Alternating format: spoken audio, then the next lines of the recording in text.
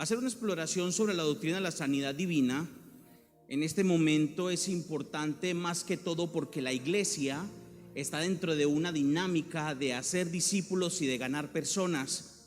En este ambiente de discipulado que hoy estamos viviendo, es importante descontaminar la doctrina de la sanidad divina para que de alguna manera podamos vincularnos todos dentro de esa idea que a nosotros se nos ha entregado. Porque parece ser que en algunos momentos la sanidad divina es para unos y la sanidad divina es para otros.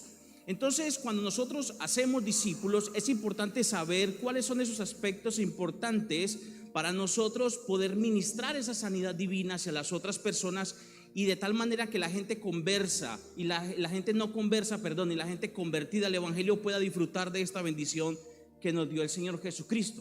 Entonces, hacer una relectura de manera objetiva, completa, sin ideologías ni presuposiciones denominacionales, nos llevará a rescatar esos elementos que se han descuidado de la doctrina de la sanidad, de los cuales están ancladas a ciertas cuestiones, y ha presentado dentro de la iglesia estereotipos o ejemplos de lo que ciertamente no responde a la doctrina de la sanidad divina. Entonces es importante que conozcan de primera mano que por culpa de las lucubraciones y de los malos ejemplos y de las malas demostraciones, ha hecho que la iglesia crezca una falsa expectativa frente a la sanidad divina, no haciéndole honor a aquello a lo que realmente Jesús nos la entregó a nosotros. Entonces es importante aclarar muchísimos conceptos dentro de esta cuestión. No hay ninguna duda, y esto quiero que a ustedes le quede bien claro, no hay ninguna duda que la sanidad divina dentro de la literatura bíblica ocupa un puesto privilegiado dentro de la fe cristiana. Dentro de esta doctrina es vista en nuestra dimensión terrenal. La doctrina de la sanidad divina es una herramienta espiritual poderosa que, juntamente con los milagros, señales y prodigios, por expresar ese poder omnipotente de Dios y ese poder soberano, entonces debemos de entenderla de una manera objetiva, real y seria, porque es importante para nosotros. ¿Cuánto me siguen hasta ahí? Entonces, hay algo importante sobre esta cuestión. De entrada, debemos de saber que cuando miramos la cuestión de lo sobrenatural dentro de la Biblia, hay cuestiones y registros dentro de los textos bíblicos que son descrestantes, bastante descrestantes, y tuvieron como fin principal estas demostraciones sobrenaturales preservar la fe de un pueblo, tanto del pacto de Abraham, de Isaac y de Jacob, como también para nosotros como iglesia. Entonces, todos estos elementos tienen un fin importante dentro de las escrituras.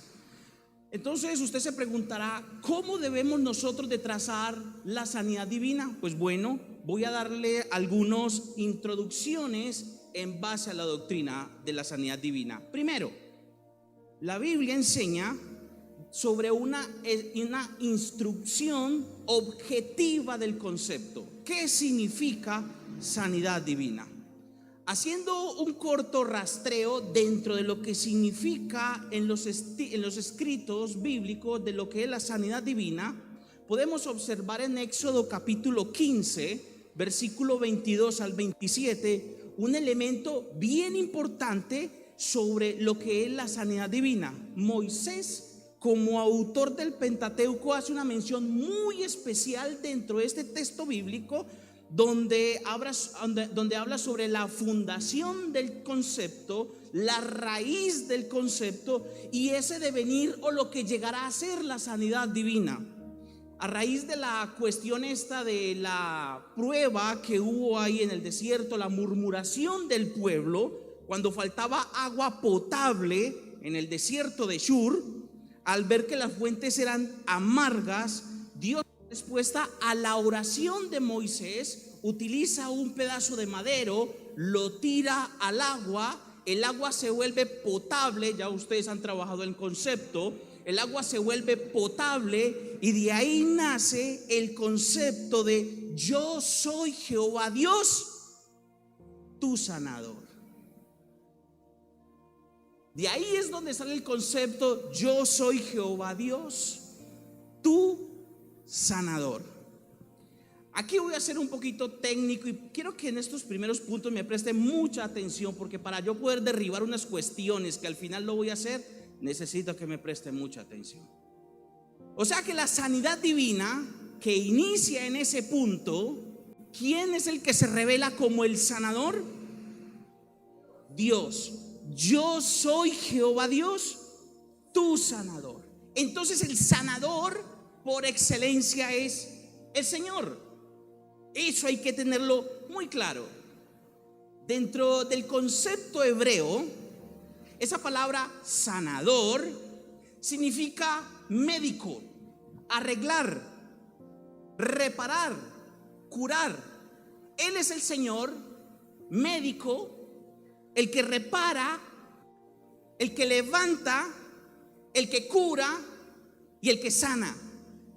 Lo maravilloso del concepto es que no habla específicamente de un asunto en particular, simplemente su naturaleza es que Él sana, que Él repara, que Él cura y de que Él es una persona y es un ser que arregla las cosas. Eso es lo que me dice a mí el concepto. Entonces, Dios es quien provoca y promueve el restablecimiento de la salud desde un estado malo, deplorable, a uno mejor. Es Dios. Sin importar la situación, Él es el que sana. Sin importar a qué se refiera, Él es el que sana. No hay otro. No lo mire por ningún lado ni lo busque en la tierra. Él es el que sana. Yo me hice una pregunta dentro del texto y ahí habla de enfermedades en el versículo 26 de ese capítulo 15, del 22 al 27. En ese versículo 26 él habla de ninguna enfermedad. Si quiere lo puede leer. ¿De cuántas enfermedades?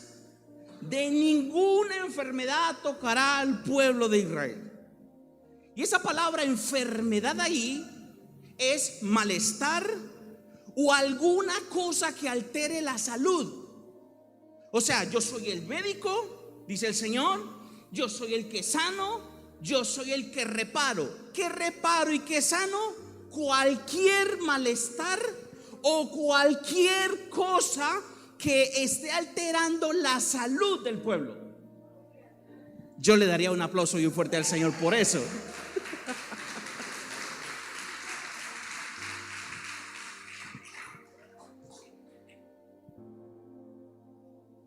Si nosotros empezamos a analizar el concepto de Rafa, que es sanador, ahí dentro del texto que estamos leyendo, mire que esa sanidad no operó sobre una enfermedad corporal del ser humano, sino que fue una operación sobre un ente o un elemento de la naturaleza, como es el agua. ¿Lo notaron? ¿Sí lo alcanzaron a notar? Que ahí no sanó un cuerpo como tal, sino un agua. Sobre ese elemento el que le está hablando. Lo que quiere decir es que el concepto de la sanidad divina ahí, de la restauración ahí, y se necesitó un médico ahí, fue porque en ese momento había un elemento de la tierra que necesitaba ser sanada. Entonces con esto puedo yo decir de que el agua necesita sanidad, la tierra necesita sanidad, los elementos de la tierra necesitan sanidad, como la naturaleza, el medio ambiente necesita sanidad. Hermanos, los cultivos de los campesinos necesitan sanidad, los animales necesitan sanidad. En las horas evangelísticas que en algún momento yo llegué a hacer, yo oraba por los animales de los hermanos que estaban enfermos. Yo oraba por los cultivos de los hermanos que no daban fruto.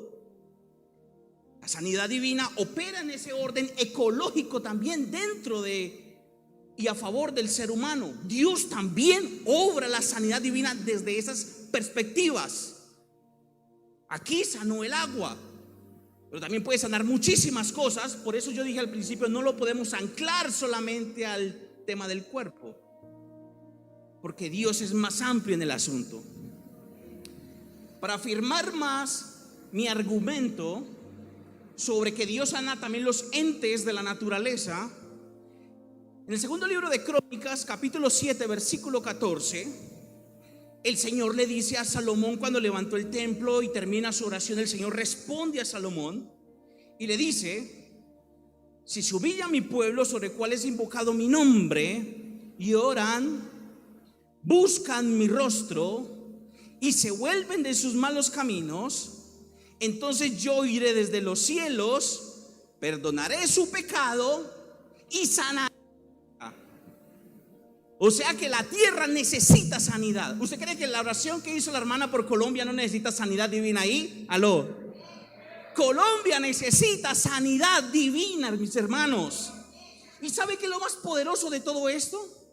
Que el concepto, cuando Dios se le revela a los hijos de Israel allá en el Éxodo, ese concepto de Rafá, sanador en el hebreo, cuando dice aquí Dios, dice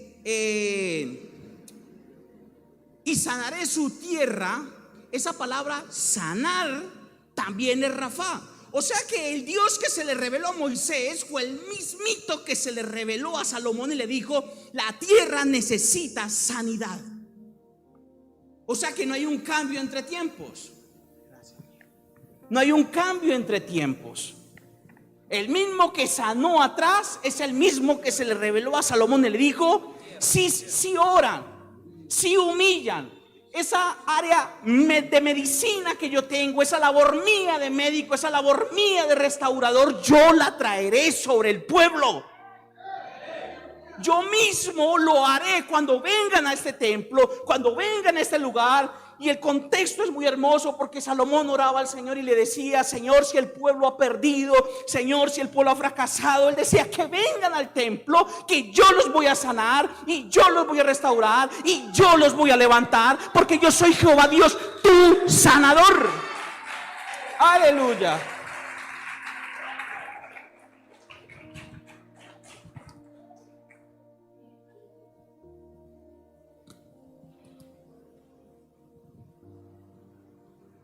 ¿Por qué les digo yo que la tierra necesita sanidad?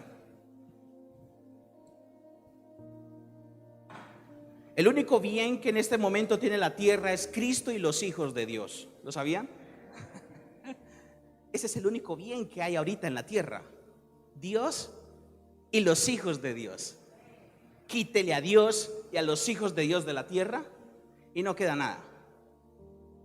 Así de sencillo. No es que usted tan radical. Así de sencillo. Esa es nuestra manera de ver la vida. Sin Cristo no somos nada. Entonces, cuando habla de tierra, yo pregunté: listo, ok, la tierra. Esa palabra tierra en el Génesis es Haaretz en el hebreo, y significa territorio, firme, firme. O sea que no es que una sanidad espiritual, no, la tierra. Haaretz, la tierra necesita sanidad. La contaminación nos está matando, la falta de cuidado de la naturaleza nos está matando, todo nos está arruinando.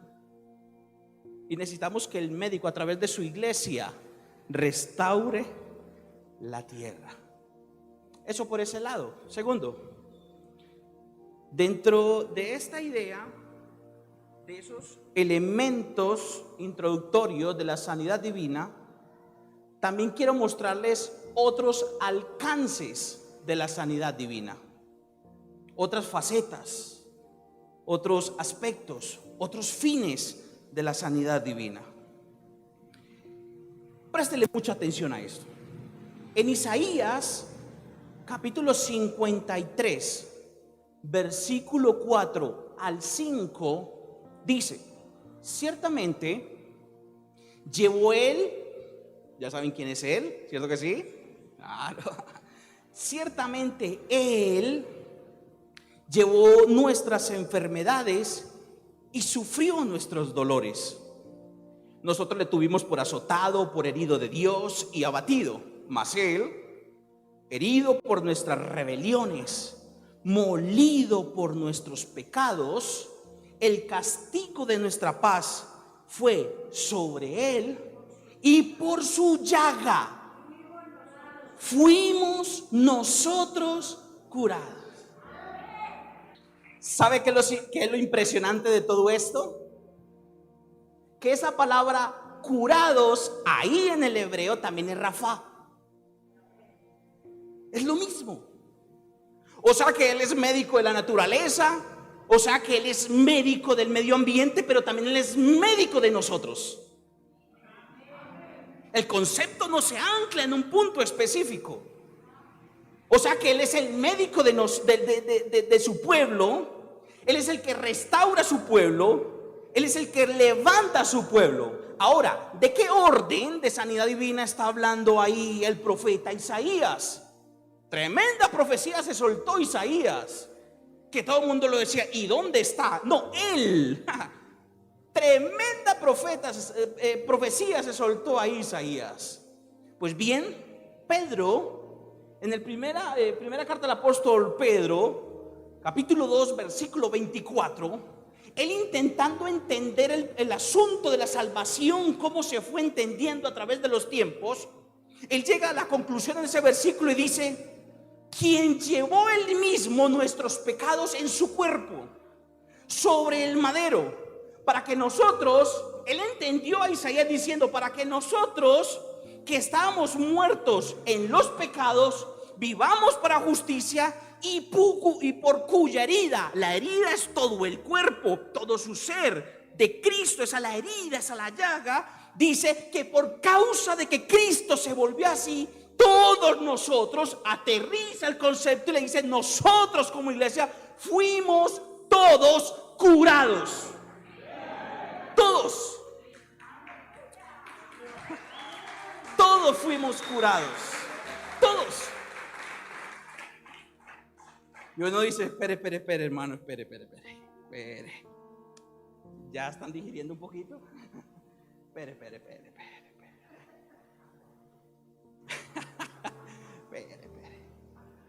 ¿Cómo así que todos fuimos curados? Sí, todos fuimos curados.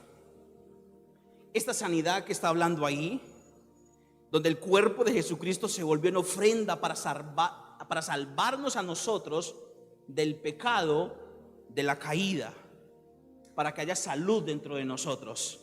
Esa sanidad divina es de orden salvífico.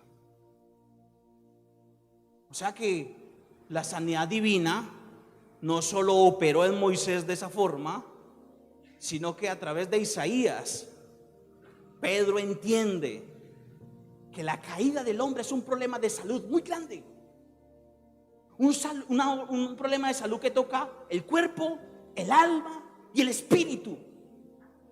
Y él identificó en la Biblia y dijo, ok, es que eso lo que dijo Isaías se cumplió en Jesucristo para que nosotros fuéramos sanados del pecado, de la condenación eterna.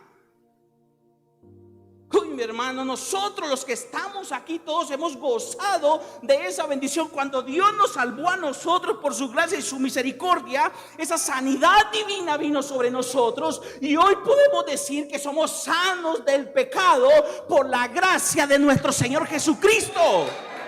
Entonces sí se puede entender de que todos hemos sido curados.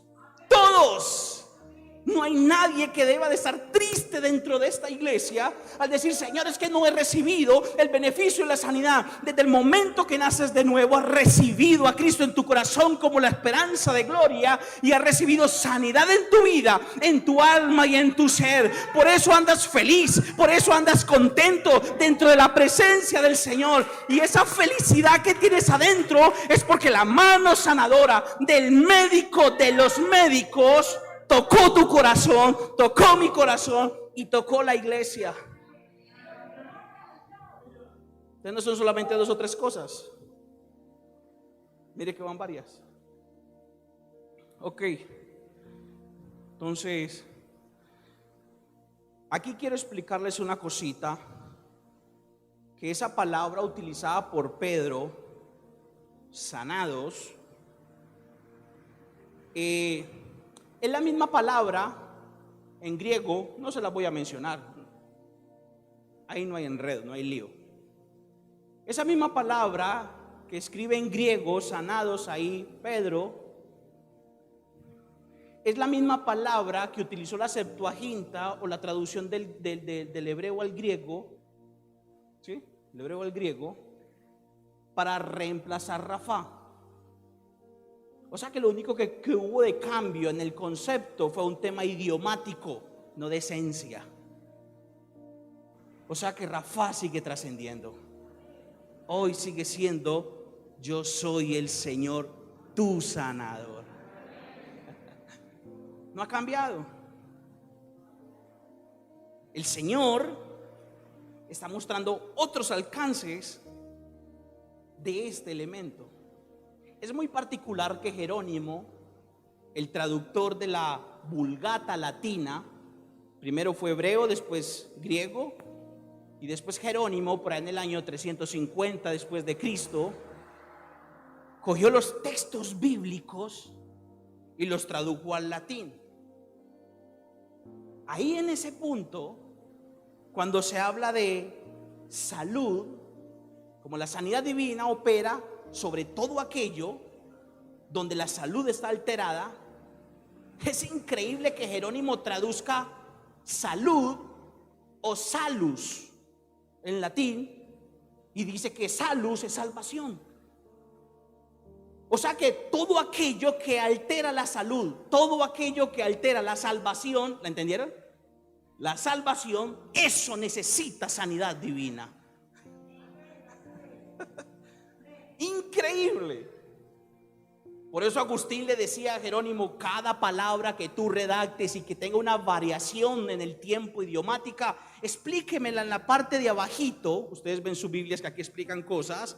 Explícamela en la parte de abajito cómo es esa variación.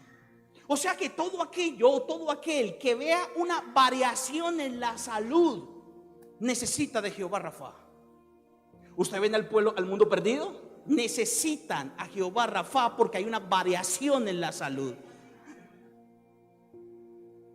Cuando ustedes ven los campos que no dan cultivos, que no dan fruto, necesitan a Jehová Rafa.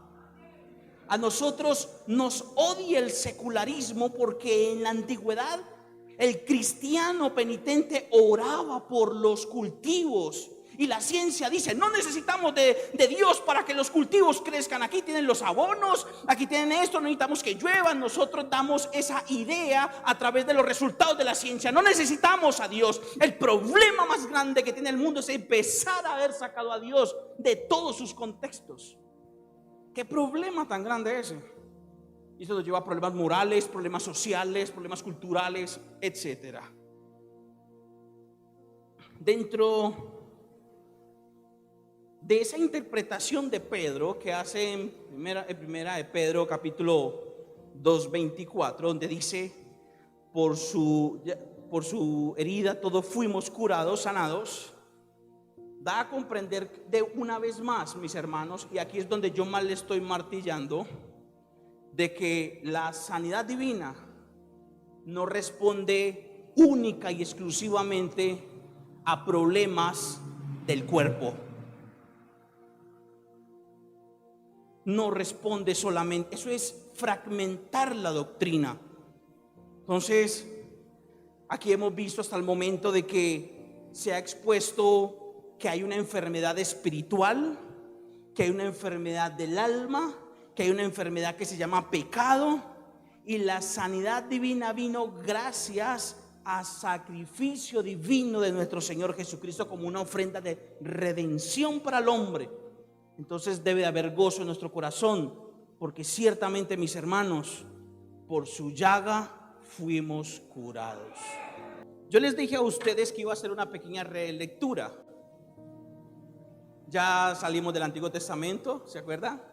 Ya pasamos al Nuevo. Vamos a entender los evangelios y la literatura lucana, y especialmente Hechos de los Apóstoles, donde hay un gran movimiento de sanidad divina en relación a lo que venimos diciendo. Ese concepto de Rafa o iaomai, que es el otro concepto griego para hablar de sanidad divina, de los que yo les vengo exponiendo, operó fuertemente en el Nuevo Testamento. Sanidades por allí, sanidades por allá, que venga para acá sanidad y sanidad. Según estadísticas exegéticas, cuando se estudia el texto, el Evangelio de Lucas y Hechos de los Apóstoles son los escritos que mayor conceptos o elementos o testimonios de sanidad ponen en el texto bíblico. Lucas y Hechos de los Apóstoles. ¿Saben por qué? Es muy sencillo, porque Lucas era médico. A él le interesaba ver cómo estaba funcionando el asunto. Él era médico griego. ¿Cómo era? ¿Cómo así? Es que hay enfermedades que no se sanan. Como este aparecido viene a decir de que no, esto hay que investigarlo. Por eso Lucas, el tratado de Lucas, tanto Lucas, el Evangelio, como Hechos de los Apóstoles, es una investigación buscando las huellas del Mesías. Y su enfoque, claro, como él es médico, su enfoque es la enfermedad, la sanidad, la enfermedad. Él quería conocer esa naturaleza de Jehová Rafa. Si usted quiere saber sobre qué significa más este asunto, le llevo a que usted investigue y profundice más en esos dos textos. De igual manera, Juan y Marcos, pero no tanto como lo hace Lucas. Hay un término que evolucionó el asunto dentro del texto bíblico, y ustedes lo van a encontrar, y muchos de ustedes se confunden, y muchos se confunden cuando lo leen. ¿Oíste? Es como así que esta mujer, la que menciona Lucas capítulo 7 versículo 50, que riega el perfume en los pies de Jesús, viene Jesús y le dice: tu fe te ha salvado. Salvado. ¿Oíste? No era sanado. Lucas capítulo 7 versículo 50. Y usted ve que a veces hay enfermos que vienen a Jesús, sí, le dice: vete, tu fe te ha salvado. Y uno dice: oíste, pero es que venía rengo. Oíste, pero es que venía cojeando. ¿Cómo así que yo no vengo por salvación, yo vengo por sanidad? Entendela. Entonces a veces nos confunde, y es un elemento que a mi percepción personal veo que ese concepto fusiona el elemento de Rafa, el elemento que entiende Pedro, y usted se va a encontrar en ese punto la palabra del griego souso. Ahí se le encuentra en el versículo, usted puede ir a mirarlo, souso. Y uno dice: ve, tu fe te ha souso.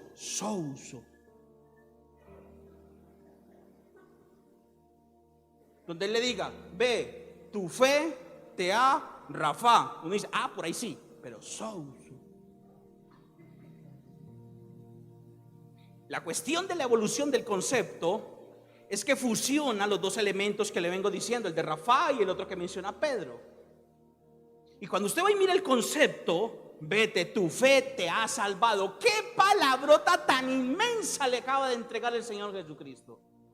¿Qué palabra? Claro, porque es que une los dos elementos, y esos dos elementos que ahí está trabajando el Señor cuando le dice: vete, que tu fe te ha salvado, le está diciendo: eso que te acabo de hacer, yo como médico te he salvado del alma, te he salvado del cuerpo y te he librado de la ruina.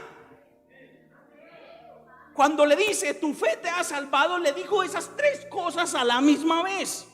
Te salvé del alma, te sané el cuerpo y te libré de ruina. Y uno dice: wow, todo eso lo hizo el Señor ahí. Sí, por un término. Cogió todo, lo fusionó y pum, se lo puso ahí. Salvo del alma, sano del cuerpo y libre del peligro. Vete en paz. ¿Quién no se va a ir en paz así? Dígame, si tú vienes aquí mal llevado, que tu vida se acabó, de que no eres capaz de seguir, que todo en el mundo está hundido en el pecado, que no tiene salud el mundo, que todo está deteriorado, y viene el Señor y te dice: tu fe te ha salvado, vete en paz. ¿Quién no se va a ir en paz?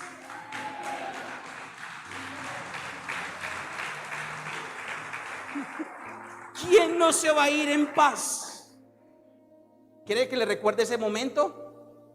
Devuelva el cassette cuando usted nació de nuevo. ¿Estabas o no estabas en paz? Y debes de seguir en paz. Entonces, dentro de la enseñanza de la iglesia, y aquí es donde empieza la parte maluca, pero tengo que decirla, perdón, la tengo que decir. Nada que ver con la sanidad divina, todo está perfecto hasta ahí. Nosotros como iglesia, cuando presentamos la sanidad divina, y es un asunto que yo les pido perdón, los maestros y muchos que hemos cometido de pronto ahí el error, hemos cometido el error, y por mi parte he buscado la manera de enderezar el asunto, y es que la sanidad divina la hemos recargado, recostado sobre que solamente obedece a temas de sanidad del cuerpo. Mire todo lo que nos estamos perdiendo. Cuando usted escucha dentro de la iglesia sanidad divina, todos traigan a los enfermos que vamos a orar por ellos, la recargamos ahí y creemos que el poder sobrenatural de Dios solo responde entonces a la restauración y a esa medicina del cuerpo físico. Y esto porque solamente se ha estudiado desde esa perspectiva. ¿Cuál? Desde el Nuevo Testamento. Creemos que la sanidad divina solo opera en el Nuevo Testamento. Entonces cogemos a Lucas, cogemos a Hechos y decimos: ok, es que la sanidad divina es solo del cuerpo. ¿Por qué? Porque olvidamos lo que hemos traído desde atrás. La sanidad divina es una estructura sistemática dentro de los estudios teológicos, donde no se puede ver fragmentado, porque del momento en que yo fragmente, cae al piso la esencia de la sanidad divina, que en este caso es Dios mismo. Yo no puedo limitar a Dios, amarrarle una mano y decirle: hágame esto, hágame aquello, porque solamente me enseñaron esto. A Dios hay que dejarlo que Él mueva sus manos de manera antropomórfica, pues que Dios no tiene manos, pero mostrar de que Dios puede hacer todo. Todo, no solamente algunas cosas, todo. Entonces nosotros solamente nos centramos en Hechos de los Apóstoles, en Lucas o en los Evangelios, pues que así es la sanidad. La sanidad divina eso es sino una parte de la historia, no es toda la historia. Entonces esa parte es importante, por eso les pido disculpas, pero vamos a corregir la cuestión. Así nos la enseñaron. Voy a hacer algunos señalamientos de los resultados o de esas ideas fragmentadas sobre la sanidad divina. Voy a hacer algunos señalamientos, ¿sí? Amárrese el cinturón que ahí va.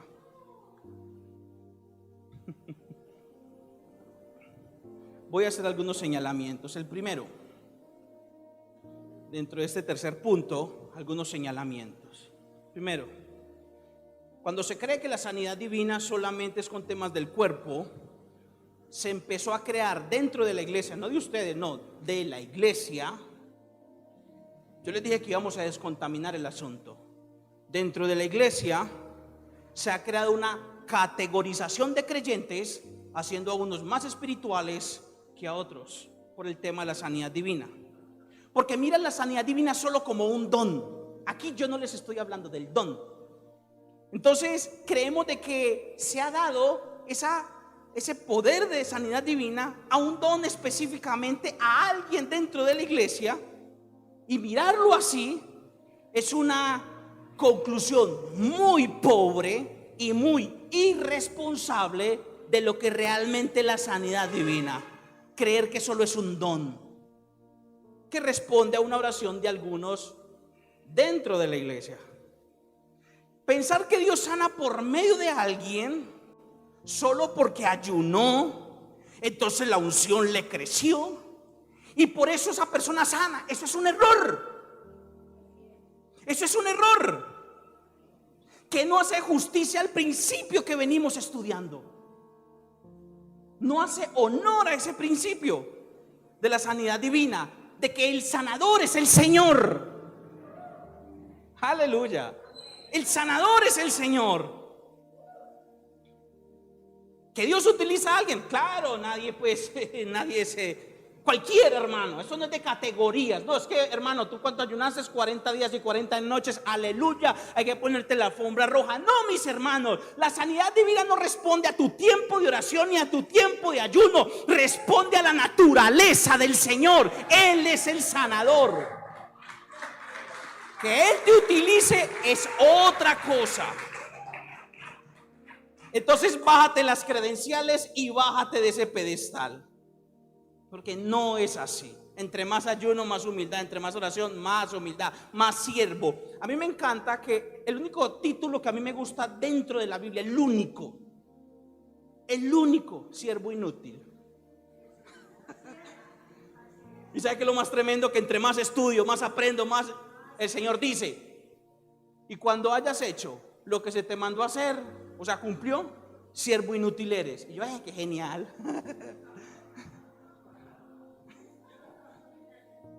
No, a mí no me interesa cuántos doctorados se tienen. Al Señor eso,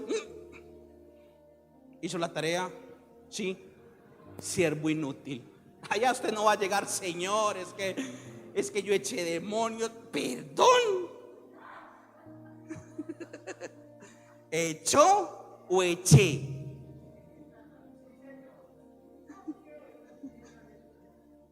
Señor, usted no vio a todas las campañas que me invitaban y todos los que se sanaban. ¿Sanaste o sané?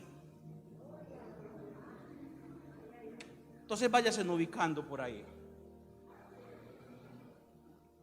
Claro, Dios puede utilizar a cualquiera, no solamente a alguien específico, como para que se baje de ese pedestal si está ahí montado. La sanidad divina no opera así. Dentro del liderazgo de la iglesia se han construido estrellas sanadoras, haciéndoles erradamente creer que es el camino de la unción y ellos son el punto de atracción. Esas ideas dividen la iglesia y piensan que hay pastores ungidos. ¿Ungidos? Un día de esto le tengo que hablar aquí sobre lo que es la unción, hermano. ¿Ungidos? Sí, claro, no, es que mire que en televisión, sí, claro, pero ¿quién los sanó?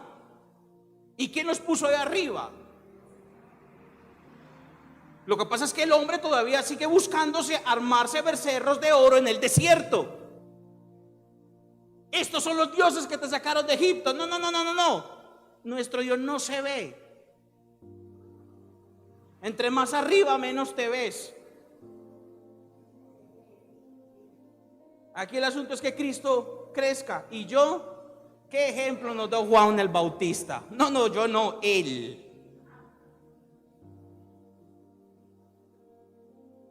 A mí me han dicho que si yo quiero tener mucha gente en la iglesia y que la gente venga a la iglesia, que debo hacer culto de sanidad y milagros. Esta manera de pensar, mis hermanos, es bastante problemática. Y hace que no se reconozcan los otros pastores dentro de la iglesia. Por eso inicié el punto diciéndoles: hay una categorización. Y eso ahorita en Semana Santa empiezan a buscar la agenda. ¿Cuál es el más ungido? ¿Cuál es el más ungido? Que venga. ¿Usted cuánto va a llegar a la iglesia? ¿Va a venir a predicar? Sí, cobro $1,000. ¿Cuánto? ¿Usted cree que el don es suyo? ¿Usted cree que la sanidad divina opera así? A mí me gustaría que en este momento dentro del Facebook hubiera esta señal. No solamente así. ¿O no, mi hermano? ¿También así, cierto que sí? Así, para que sepa la indisposición. Pero bueno, allá ellos con sus cuentos. Estas ideas ha hecho de que las iglesias se dividan. Bastante se dividan. Porque esta manera de pensar ha hecho que se levanten modelos o estereotipos ministeriales, donde lo único que ha levantado dentro de la iglesia es una categorización y un resentimiento. Porque los otros dones, competencia, porque los otros dones creen que no operan. Las virtudes teologales como la fe, la esperanza, el amor, A ellos es que no se les ha leído donde dice en Primera de Corintios capítulo 13, dice que lo más importante es el amor. Parece que por allá no han llegado. Es importante que lleguen. ¿Sí? Eso no es sanidad divina, la manera como la están presentando. Eso es vanidad. Eso es vanidad. Que alguien Dios lo use en eso, excelente, hermano. No lo estoy discutiendo. Estoy discutiendo estereotipos errados dentro de la iglesia. Entonces, se han olvidado que ese pastor humilde, según ellos, porque no ha ayunado 40 días según ellos y porque no hace esas demostraciones tan portentosas, hacen de que otros dones se olviden. Entonces se les olvida que ese pastor que sana las heridas de los enfermos, cuando vienen a la iglesia, esas heridas del corazón, de las ovejas cuando vienen maltratadas, como que ese no vale. No podemos hacer a un lado el trabajo pastoral que humildemente se hace, especialmente en esta casa. En esta casa. Juzgar a alguien porque no hace así y sana a todo mundo es un error. ¿Lo sintió? Bien.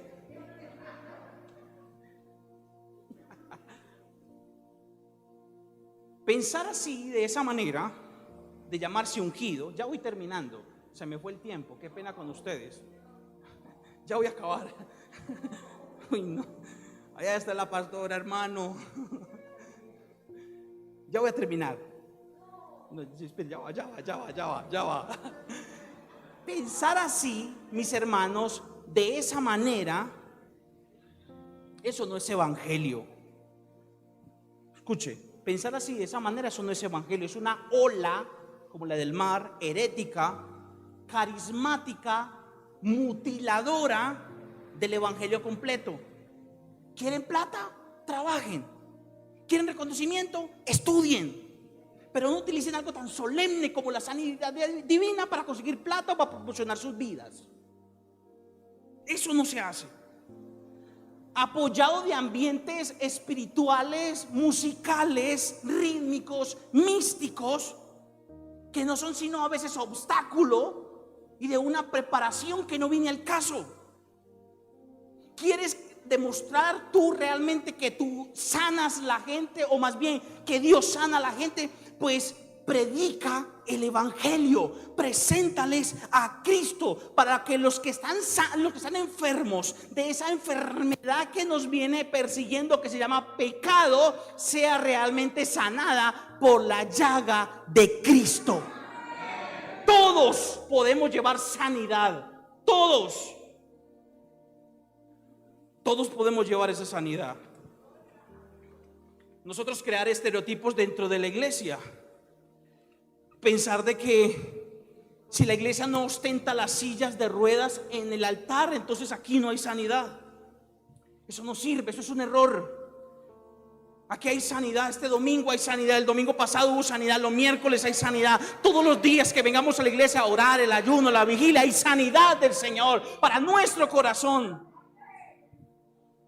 Entonces, por causa de estas cuestiones, y esto nos ha costado corregirlo, nos ha costado pensar siempre así, nos ha costado corregirlo, nos ha hecho olvidar que ese trabajo misional se ponga y se reduzca en lo más mínimo, porque si no haces milagros, entonces no estás dentro de la ola. Si no sanas a la gente, no estás dentro de la ola. Mis hermanos, cuán hermosos son los pies de los que anuncian la paz, que la sanidad divina del alma, del cuerpo, del corazón de aquellos que están perdidos y que no tienen a Cristo. Mire cómo vamos, algo completo. Todo aquello que no tenga salud necesita de sanidad. En nuestras reuniones, míreme acá, en nuestras reuniones hay personas dolidas del alma porque perdieron sus seres queridos. Eso con un don no se sana. Aquí hay gente que van a los servicios, mujeres que llegan a tener un aborto por cualquier razón que sea, ese cuerpo no queda igual, esa alma no queda igual. Hay madres que perdieron sus bebés. ¿Cómo se sana eso?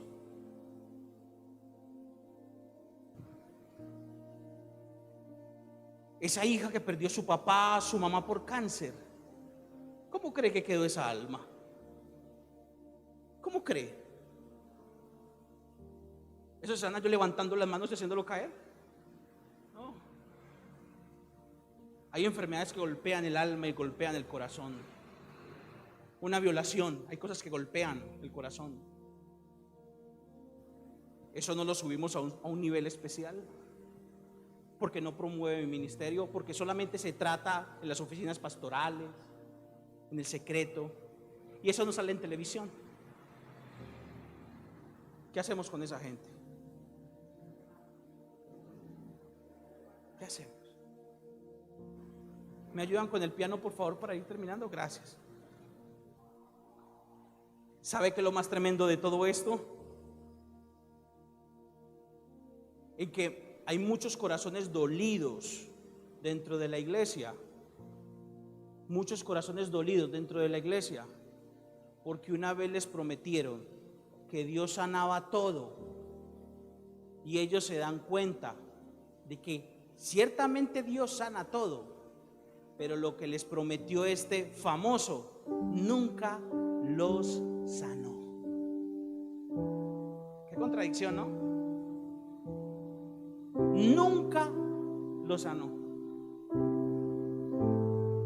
Y oraron y le pidieron: pastor, ore por esta persona que necesita sanidad divina.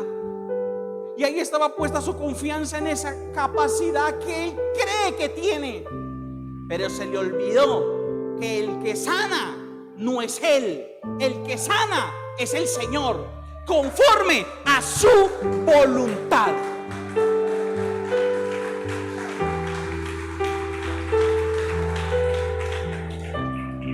Conforme a su voluntad. Yo cuando oro por una persona enferma, aprendí tanto a acercarme con tanta humildad. Primero, para que esa persona entienda de que yo no sano a nadie. Lo segundo es que si no se sana, no es porque me faltó ayuno, ni me faltó oración, ni me faltó comunión, o no tengo el don, o no soy llamado. El que sana es el Señor.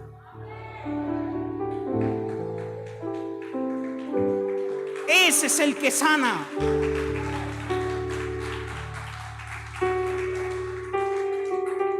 Hay una sanidad, mis hermanos, que nunca se te va a negar, nunca. Y es la sanidad del alma, nunca se te va a negar.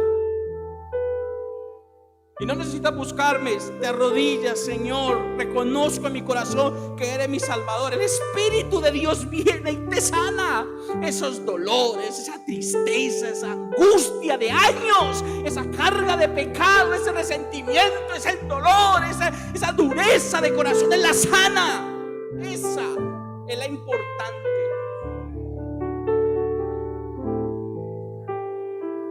Señor, yo quiero volver a ver a mi mamá aliviada, yo quiero volver a ver a mi papá aliviado, pero no se puede. El pecado es así. El pecado es así. Esperamos en la restauración de los cuerpos en la eternidad, cuando Cristo venga por su iglesia. Ahí seremos transformados. Esa enfermedad que nos golpeaba, ahí ya no volverá. Ese malestar que nos perseguía, ahí desaparecerá, porque ahí no habrá tristeza, ahí no habrá llanto, ahí no habrá dolor, y ahí se completará totalmente en nosotros lo que es la sanidad divina. ¿Alguna vez usted ha venido a la iglesia y se ha ido a veces como fracasado? Yo sí, muchas veces. No porque el mensaje estuvo maluco, porque no. La carga del pesado es dura. El Señor la lanzó al fondo de la mar, pero nuestra mente no la olvida. Y esa es la lucha que dice Pablo entre la carne y el espíritu todos los días. El Señor dice: yo borré tu rebelión y yo perdoné tus pecados, pero dentro de tu corazón sí que lo que hice, y te juzga y te golpea y te pega. Esa es la lucha. Pero bendito sea Dios, que por su llaga fuimos todos curados. Todos.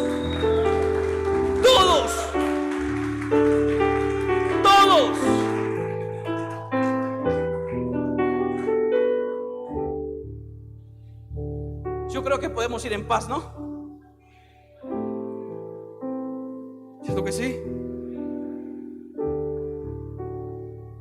¿Por qué fragmentar a Dios? Dios es inmenso. Señor, ¿por qué no me respondes?